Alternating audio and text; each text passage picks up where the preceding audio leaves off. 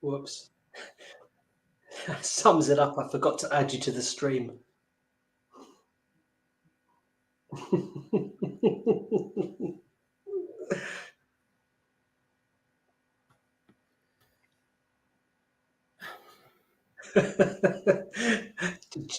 Genuinely, I thought my speakers weren't working. No, I have no words. So, are you looking forward to this Spurs game that hasn't happened yet? Yeah, not anymore. That was rubbish. Was that a joke about us not turning up and as though it hadn't started? It wasn't actually. It was a desperate attempt to imagine a world where it hadn't happened yet. Even better. Yeah. So you've had 24 hours. How are you feeling? Can you rationalise yet? Nope. And I won't for 2 weeks because in my head, that's it. It's done. It's gone. Okay. Top four. Stefan, this can be a little counselling session. Good. 2 games to go. Yeah. Yep. We are 1 point clear. Clear. Two games to go. 1 point clear. And we're playing Newcastle and Everton. Now, I'm sorry, but there's not an Arsenal supporter alive today who would not have bitten your hand off to be in that scenario 4 games ago. 5 games ago. I'm talking about just 5 games ago, let alone 5 months ago, the start of the season. Yeah, but like I said, it's still in our hands. Forget about it. You said, can I rationalise it? No. That's why I'm here. That is you trying to rationalise it, and it won't work. Stefan, you're an intelligent young man. I can't be that clever because Wyatt, I mean... Right, so you went to the game, right? So talk me through your Thursday. You spent Thursday at work, kind of looking at the clock, probably at work in North Norfolk, bloody miles away. So excited, and then shot off as soon as I could. Drive down was okay. Got to the 12 pins with plenty of time to spare. The walk down to the stadium was its usual interesting delight. As groups of Arsenal fans exit the Seven Sisters and paint a massive target on their backs, and then Tottenham fans obviously play. Did you see any trouble? Yeah, a few bits. Even 1 or 2 fists thrown amongst their own. But that, I put down to too much beer, too much sun, too much excitement. Nothing major. And yeah, the usual sort of pantomime stuff. Nothing at all serious. I did see one of the Arsenal staff who works with the disability supporters. He was with 2 of them, and he was hospitalised. He was attacked by some Spurs fans. No way. Yeah, he's all right, but he was attacked by some Spurs fans, and the guy who was reporting it said he spoke to the police, and the police said that it's a regular occurrence, but the press don't. It's a regular occurrence at that ground, not just for Arsenal. What? Visit. So, because I always assumed that our perception of Spurs fans was masked by the fact that we only see them when it's derby time. Yeah, and I must admit, I went to a Spurs. Who did Jack Wilshere play on loan with? Bournemouth. Was it Bolton? No. Years ago, Bolton, yeah. Yeah. So I went to Spurs Bolton game with a friend, and it was absolutely. I mean, I felt uncomfortable. I just assumed people would know I was an Arsenal fan at a Spurs Bolton match. Such was my paranoia. But no, it was perfectly. It was just like going to an Arsenal game. It was fine. So okay. What time do you get into the ground at?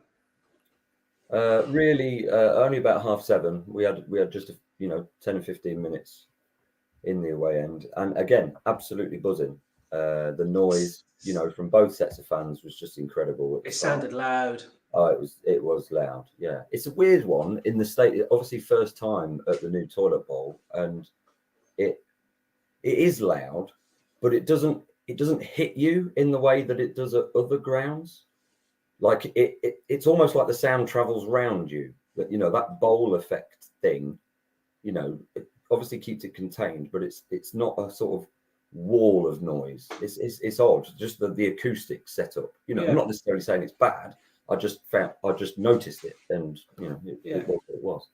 And it's all shiny and brand new, and in the world of stadium building, whatever the newest and most expensive stadium is, should be the best around, and I'm sure it ticks a lot of boxes. No, it does look like a decent. It feels like a decent football stadium. It still annoys me, a bit like Arsenal does, really. These London grounds just do not think about access in and out, because it's still a massive bloody trek from the Seven Sisters. Yes, there are yes, there are overground stations nearby, but they don't get you necessarily where you sort of want to be. It's all very awkward. But then, do they want lots of football fans diving into the underground? Probably not. Well, they closed the Arsenal station, don't they? Holloway Road station. Holloway closed, isn't it? Yeah, after the games, which because of the stairs and the lift. Yeah, it's too small. Too small. Yeah, I get that maybe, but. But then there's plenty of alternatives, though. There's Highbury, Islington, there's Arsenal, and there's Finsbury Park. So I think I've just forgotten how long that. That's a long walk. Oh, yeah. So yeah, that's a long walk when you're terrified. Well, I mean, I'm never terrified. It's a weird one, isn't it? Because I just find that going to a lot of football matches, and I know my wife sort of said, be careful or whatever, but I always think that trouble's only there if you go looking for it, really. You'd have to be fairly unlucky or, stupid to really get caught up in the crossfire. We just kept on the side of the road, yes, walking amongst the Spurs fans, but we're not in colours. We're not talking about it. We're just walking and keeping our heads down. Well, I got caught. I was unlucky. Well, yeah. 23 years ago. Yeah. I won't be going back. That member of Arsenal staff was unlucky last night. You can be unlucky quite often at Spurs, it seems, if you're an Arsenal fan. I've probably got that, I don't know, that sort of confidence because it's never happened kind of thing. Like you're always a confident driver until something happens that inhibits you, and maybe because I've not had or experienced any sort of proper things, then I just assume that it can be avoided. So it's probably a bit naive of me, really. But I certainly didn't go looking for it. No. Why would I want to, disrupt this pretty face? Hey, you see. Yeah. And let's face it, the spectacled English teachers, are not the usual sort of hooligan type, are we? No, but we might be a soft target at the same time. So yeah, exactly. We can quote poetry at them. Yeah, exactly. Yeah. I would challenge you to a battle of wits, but yes. I think that's enough on its own to get yourself beaten. So you calling me thick? The team then. I mean, look, I'm going to level with you. I watched the first half, and then I have not watched the second half. Well, that's interesting because I'll come clean. I left at 70 minutes, so. And I have no intention of watching the second half. No, well, I believe we did create. I do believe we created. Still plenty of chances with 10 men and the scoreline. For me, the team, we talked about this after the Leeds game about Tomiyasu, and I said, we were still in the ground after the Leeds game. I said I'd like Tomiyasu to play at right back and Cedric to play at left back, just because you get the same level of mediocrity from Cedric, whether he's at right back or left back. But Tomiyasu would be up against their most dangerous player, and he nullified Rafinha against Leeds. Would it have made a difference? I don't know what you thought of the game, but the holding situation was interesting. It looks like a deliberate tactic for Holding to stick and follow Son wherever he went, because he was often up on the halfway line, and that's a dangerous game for Holding. He's a good penalty box defender, but you take him out of there and you turn him, and he's not going to get back. He hasn't got that electrifying pace, and Son is like, he's obviously a talented footballer, but he's a cute footballer as well, and he knew what he was doing. Now, so if Tomiyasu played at right back, it might not have made a difference. I don't know. If the tactic was for Holding to follow Son out, but it was I don't know what you thought of the setup. I mean, let's go to the first 15 minutes. Watching it, I said here in the front room, I said I don't like how we started, which seemed counterintuitive because we started quite well, and I didn't like it because we're playing into Tottenham's hands. They want the team to cut. Look at their biggest results this season have come against teams who attack them, and we were doing that, but we didn't need to do that. I thought we could have been a lot more conservative, shall we say, at the start, and let them. But then, and you saw it before they got the penalty.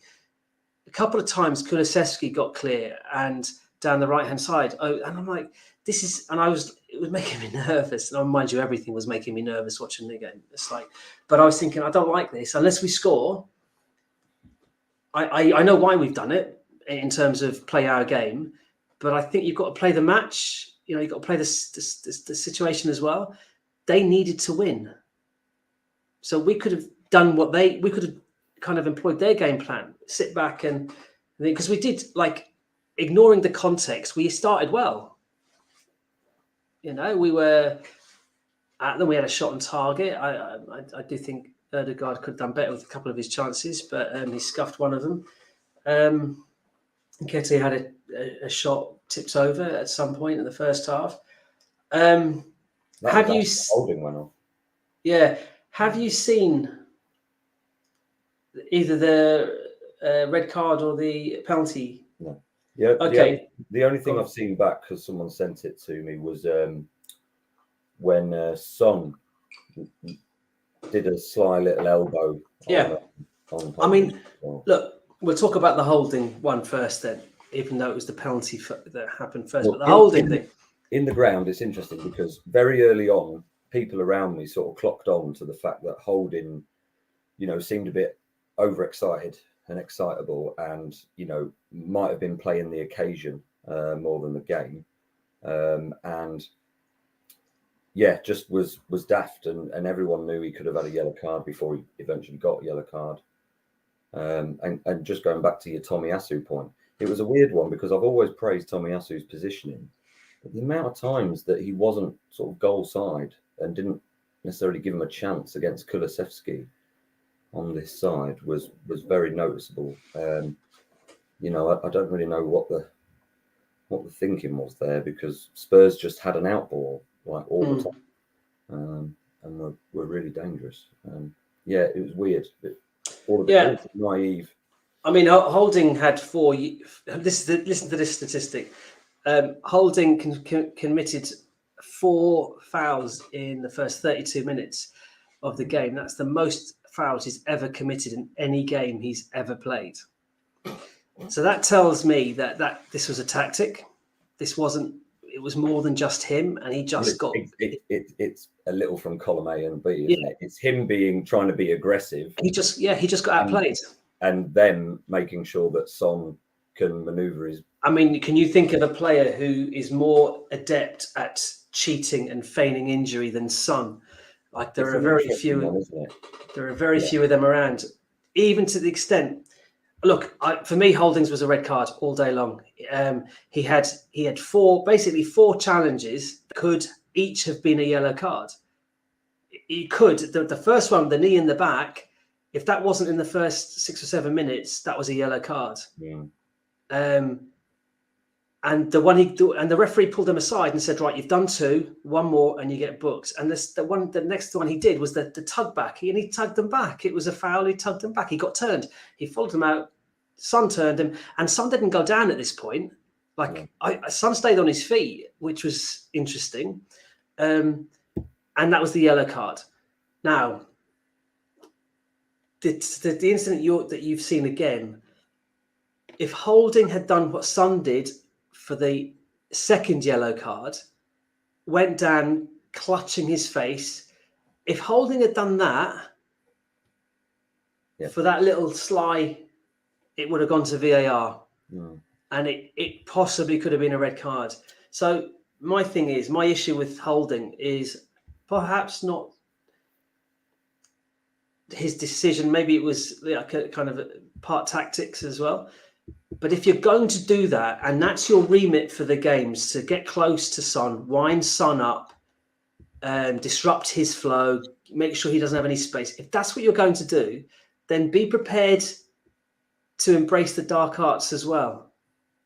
It's like you can't do that half-hearted, because Son's going to do it. He's proven that time and time again. That's what he'll do. And I've heard someone actually tweet or say that they believe that Son would have deliberately put his head where he knew Holding's shoulder was going to be or his elbow was going to be to generate that contact, because he was down quite low. But it was a yellow card. You're on a booking, that's a yellow card. If it was the other way around, I'd be screaming for a yellow card. So he's an idiot.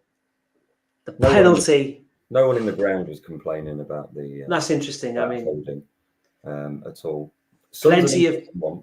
Because you're talking about him diving, and lots of people will think, well, that's just Arsenal bias, and it's interesting. But I've gone through that period of I've had my season ticket for a few years now. So in terms of taking in football on the TV, you have a slightly different view. On the TV, it looks like everyone's diving and jumping around, and you have no idea really. But then going to games more regularly, there's one or two players who, seeing them in the flesh has really changed my perception of them. And Son is one of them, very light on his feet, definitely knows when to go down and, do that side of things. And the other one that stands out is Mane. Completely. And that's not really, because Salah's got this reputation of diving, which I'm sure there's some penalty incidents in the past that have been a bit light or whatever. But, Mane was the one I really noticed in the flesh. Doing a bit of that, and then he would always follow it up with a really aggressive tackle of his own when he didn't get his own way. And he's fond of the old elbow as well. Yeah. But I'm not calling Arsenal players innocent in those sorts of things either. But yeah, that's just I'd suggest just daft. I suggest we're too innocent in those situations still, although we are getting a bit better. So are we holding him responsible?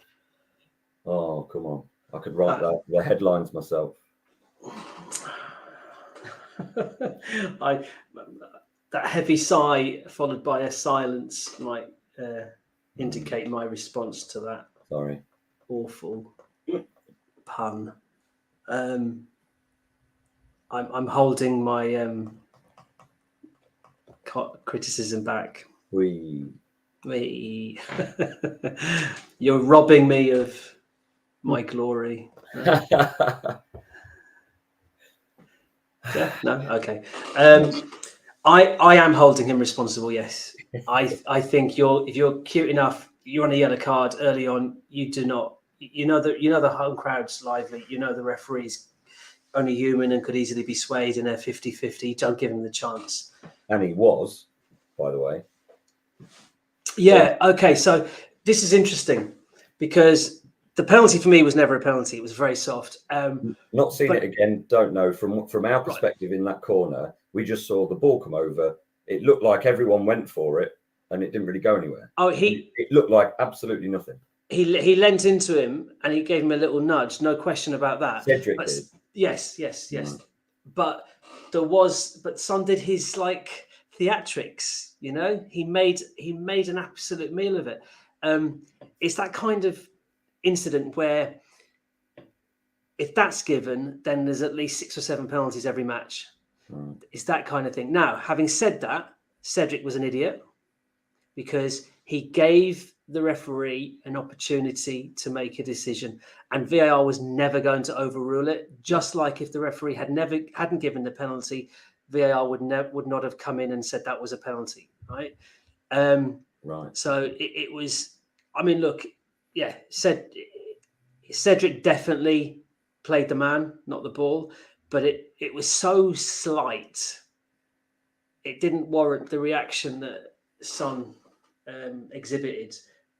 But he played it. As soon as I heard that Paul Tierney was going to be the referee, I thought, oh crap. Is there awful. Now this is a running thing? Is there a referee that you see coming up refereeing an Arsenal game that you don't do that for? What's it? Is it Mariner? No, not Mariner. That's an old referee, isn't he? Mariner's still around, but Mariner's the one that sent. Was it Oxlade-Chamberlain off when it was? No, it's not him. It's the guy that. He's got dark hair. Michael Oliver. One of the slightly younger ones. I think it's Michael Oliver. I think it is, yeah. And I think it's him. And Taylor, actually, really? the bald guy, the skin, he's okay. Now, look, I'm not going to... But anyway, look, so you said something about the home referee. I don't know if you've heard Martin Keown on TalkSport. Now, I do not listen to TalkSport. I have never listened to TalkSport. However, Gunner Blog, who I do follow and respect and like a lot, retweeted a clip from TalkSport show with Martin Keown, and he really went at the Sky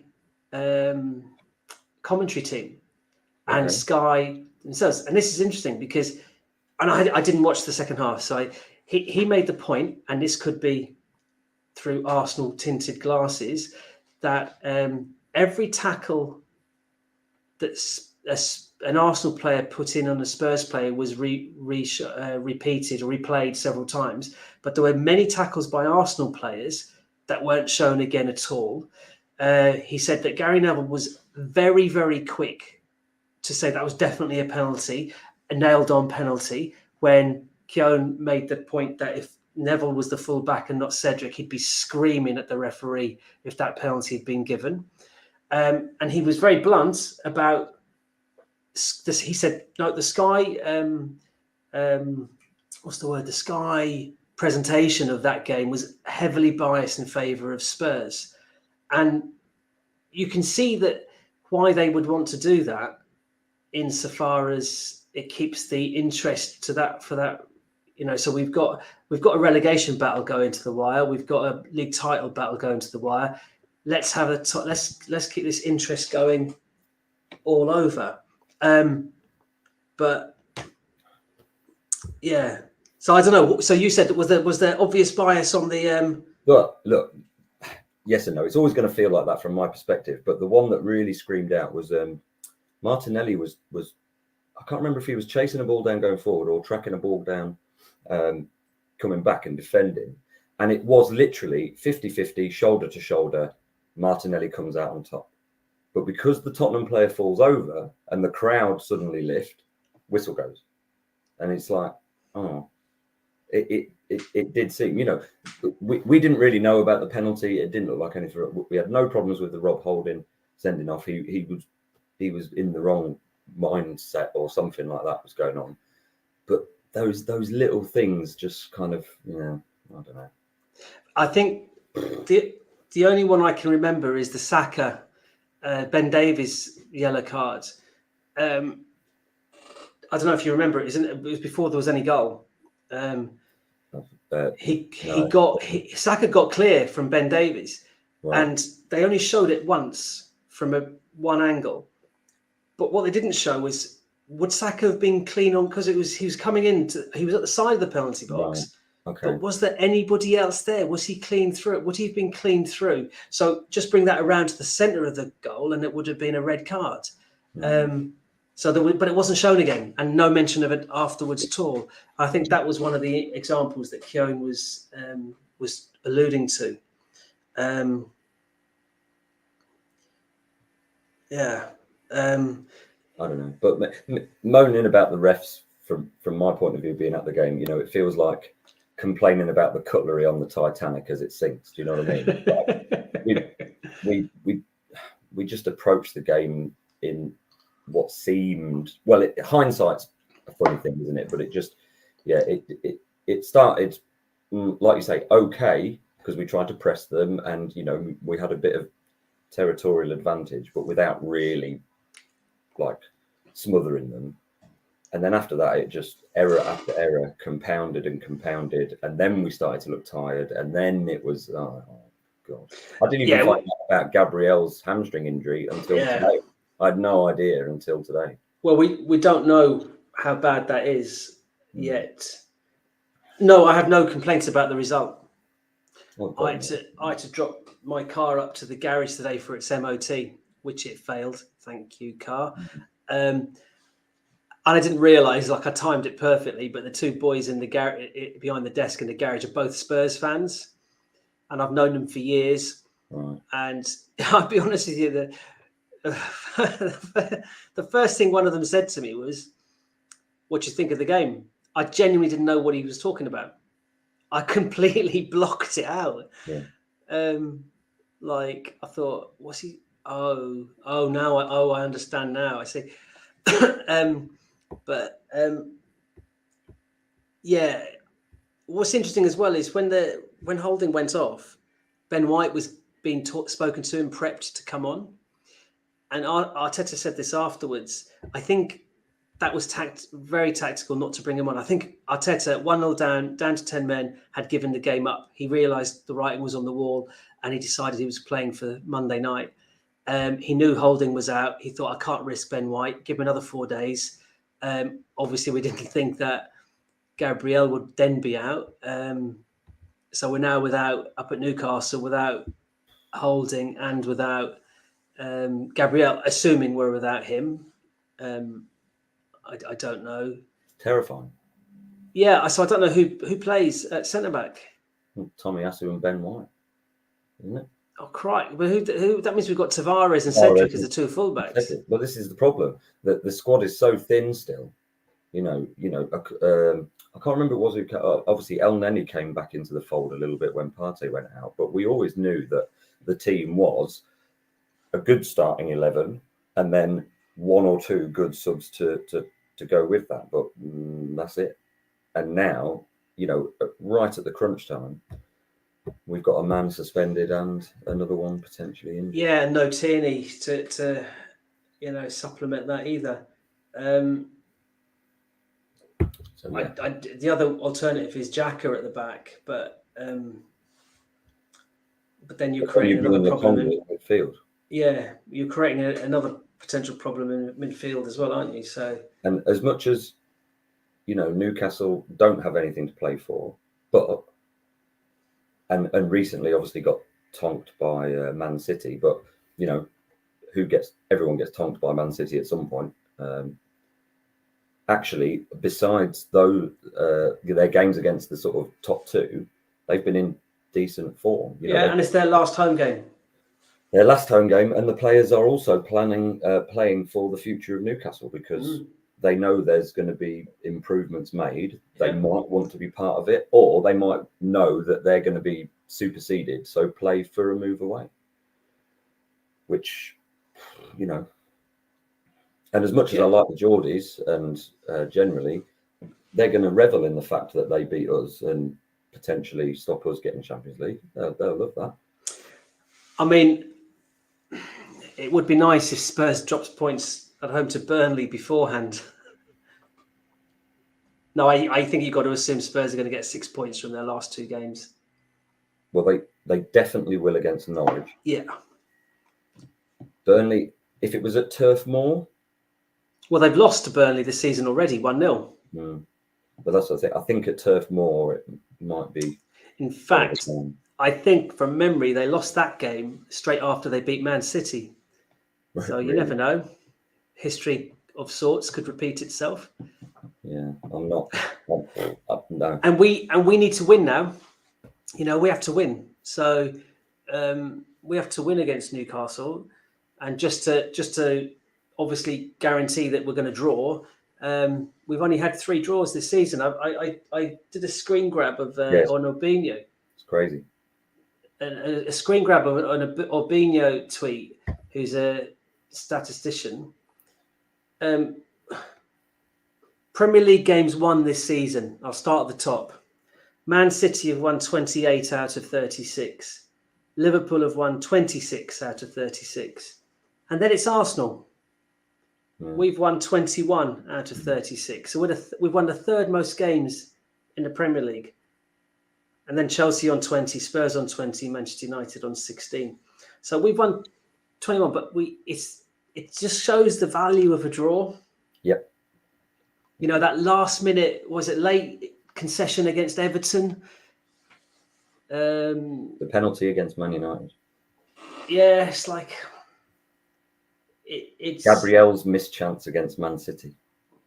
Didn't Aubameyang miss an open goal against Everton? Was it Everton or something? Or Nketiah missed an open goal against Everton with a header from about 2 yards, and Aubameyang missed 2 or 3 gilt-edged chances as well before he departed.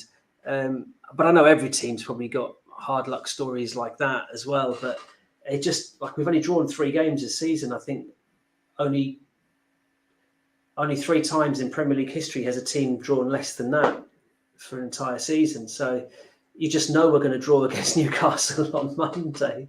God, yeah. Which is why I really want Burnley to.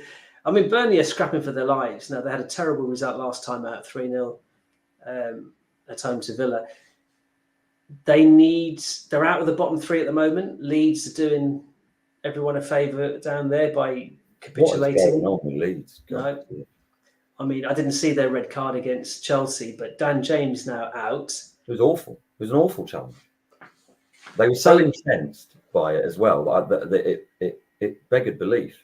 I know their fans can be quite, agitated, but the manager, that March, whatever his name is, he obviously watched it on an iPad afterwards and then was like remonstrating, like really angry with the 4th official, saying he got the ball. Doesn't matter. He's tackled halfway up the guy's shin, up Kovacic's shin. It doesn't matter if he got the ball. He could have broke his leg. Endangered Kovacic went off injured. It's just... And he'll probably miss the FA Cup final. Yeah, most likely. Yeah. And Liverpool are without Fabinho, so that makes their midfield both, interesting. So, because there's no games on Saturday, it's the FA Cup final. Is that why they've moved all the games to Sunday? Yeah. I must have a look at the fixture list on Sunday. I don't know find out when Burnley are playing Spurs, so I can be doing something else. I don't know why I know. They're playing at 12 o'clock. They're the early kickoff. Okay, good. I'm not going to watch. No, I'll be mowing the lawn or something. We've got stuff to do, but I'm also I need a bit of time off. I need a break.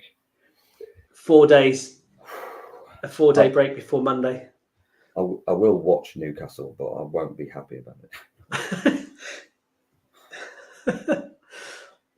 Is it an 8 o'clock kickoff on Monday? Mm-hmm. Yeah. It's like, I mean, I try my very hardest to rationalize, to be positive, to look, and I'm not. If people know me, people who know me hear me say that, they will piss themselves laughing at the notion that I'm an optimist. I believe I'm a realist, but others have suggested that's a nice way of saying a pessimist. But I think I've learned over the years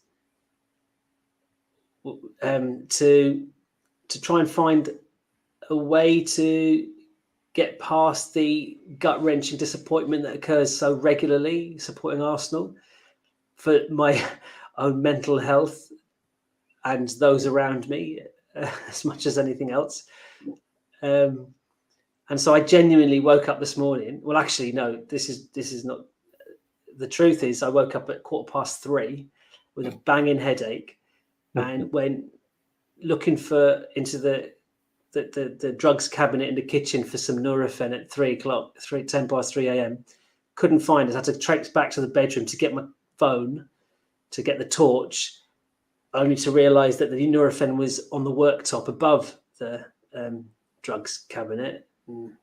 Great. So at 3:15 a.m, banging headache. But by the time that I got out of bed at about 6, I'd forgotten completely that Arsenal had lost a game of football the night before, to the extent that by the time I went to the garage at 8 a.m. with the car, I genuinely didn't know what game he was talking about.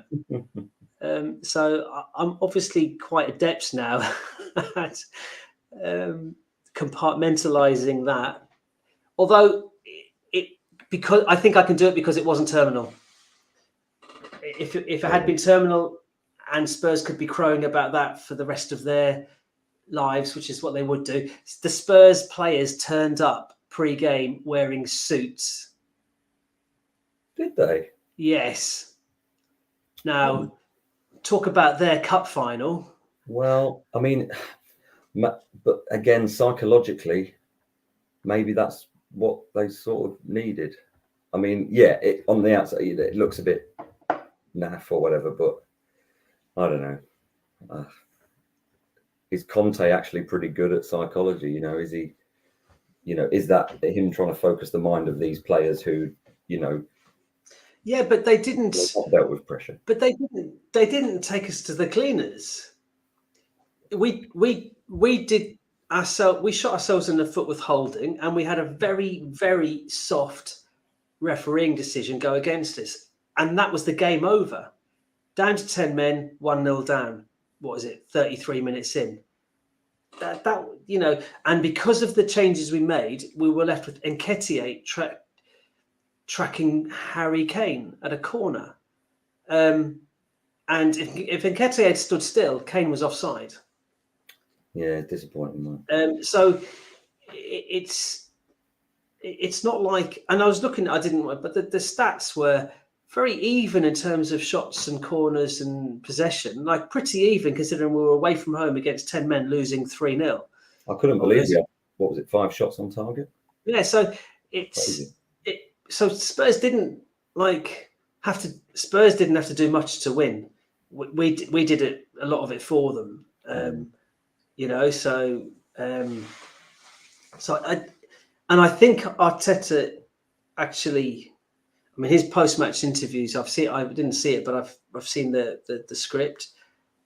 And one of the boys today in the garage was moaning about Arteta, and I said, like, if he doesn't necessarily mean what he's saying. He's doing it to make it all about him, take the heat off the players, and galvanize them against us. I said, that's clever. I said, and yeah, and so we should do that. It's like, you think he looks at the holding red card and didn't think, yeah, fair enough. Of course he did. He's not an idiot, but he's not going to say that. No. I said, and he gets you boys all wound up, which is even better. So I don't know. It's the slight concern is we tend to lose we don't lose in isolation. Yeah, that's the issue, isn't it? And we're a young side, and now we're shorn of, you know, if Ben White had come back and Holding hadn't been suspended, there's an argument to say that Holding would stay as centre back and Ben White would go to right back and Tomiyasu at left back, and we'd have a lot more solid base to build on at Newcastle. But again, like, Newcastle have shipped 5 goals in the last game, and so that don't care who they were playing, that has to kind of play on the defence's mind somewhat. I'm just a bit, I don't know, under the floodlights at St James's Park on a Monday night. It's got the makings for a classic, and you know, I'm not sure. I want the most banal, uneventful 2-0. We don't do that though, do we? It should have been that against Leeds. And It certainly should, and that didn't quite pan out like that. We just can't do it. Oh God. You're broken. You're a broken man. I'm broken. I can't believe how tired I am. You know, even though because I left early, because you know we knew we weren't coming back into it, and it also meant avoiding the gauntlet that is the Seven Sisters Road at full time. You know, I got back earlier than I expected, but still getting up, 6 o'clock for another day's work, which actually went okay, and then was spoilt by my cat having cornered a crow in our conservatory, and it bloody crapped everywhere, and it was horrific. It was like a horror film. Alfred Hitchcock could be pleased. That sort of topped it off a bit, really. Is it an omen because we're playing the Magpies on Monday? Well, I mean, unless I've misidentified a magpie, I assume it was a crow, but does it make a difference? Probably not. The avian retribution on Monday. A sacrificial crow, so the gods can give us a win on Monday. Would be lovely. Have you ever read The Crow Road, Ian Banks? No. I'd recommend it. Okay. Yeah, I think it was serialised. I'm not talking about football now. See, I've gone off it. It was serialised on BBC quite a few years ago, which was, I think John Sims was in it or someone similar to that, and it was it's The Crow Road. You talked about crows. There's a literary segue. Does that mean we're done? I don't know. I don't know what more we can say, really. You know, it was everything a derby should be. You know, for the neutrals, they got a hell of a spectacle, I suppose. But from an Arsenal point of view, it was, we knew winning wasn't the be all and end all, but it's the manner of the defeat, isn't it? Well, it could have cost us 2 centre backs. More importantly, and that's just when we're and how fit is Ben White? Exactly. Yeah. So not only has it cost us two centre backs at a time where you haven't got 2 full backs. Yeah, exactly. I know Tomiyasu's back. Sorry, yeah, we have. But, and it's not like the front line are, really on song as well. Well, we created chances still with 10 men. And I think we'll create chances at Newcastle. And I would like us to start the Newcastle game in the way that we started the Spurs game. I think that's a very different scenario. I think it's more important that we start like that, actually. The context now kind of negates any alternative, doesn't it? Yeah. We have to go out and win. And I suppose the one thing, historically, Eddie Howe, his philosophy is always to play a positive open game. He's a footballing manager. He's not a Conte. He's not kind of Mourinho. Immersed in the Italian kind of. Yeah, they've got dangerous players. This Guimaraes, is it? The guy who referenced Arsenal in his what's the word? Ceremony, reveal. What's it called? That? Yeah. What do you call it when they introduce transfer announcement? Yeah, what it does is a word. I don't know. You said reveal, and I just thought of like baby gender reveal. Well, I remember like Sanchez playing the piano at Old Trafford. Yeah. The new and signing. There was all that non-story about Koscielny, who took his Arsenal shirt off and revealed. Where did he go? Marseille? No, I don't think it was Marseille, but Lorient, somewhere like that. Yeah. St Etienne. Anyway, yeah, they're a nonsense. It's very much for the social media age, that sort of thing. But they've got dangerous players going forward, so it won't be straightforward. No, not at all. No, it's a difficult. They've won 5 in a row at home. It's a difficult. But it should guard against complacency, then, shouldn't it? Well, you'd hope so. Yeah, like Palace away. That works out well for us. Okay. So, Do you know what? I'm going to put you out of your misery. so I mean, I don't know what to say. I'm just so dejected after at half time. We're recording this on a Friday night evening. Get a good night's sleep is my advice. Yeah. And on that bombshell, we shall say pray for Burnley. yes, but we are all clarets for the next 48 hours. Always like Burnley. Always. Yeah, like always said that. Never said a bad word. Yeah. Never said a bad word against Burnley. No, they should they've definitely earned their place in the Premier League next season. I'm like, if they could just guarantee it this weekend, that would be even better. Yeah. More in hope than expectation, but there you go. It's the hope that kills you. It is indeed, as we're finding out. Death by 1,000 death cut hopes or something. I don't know. Right. Okay. We shall say goodbye. Cool. And we'll catch up after a revitalising 3 points up at St James's Park. Hey. Fingers crossed. Cheers. See you then.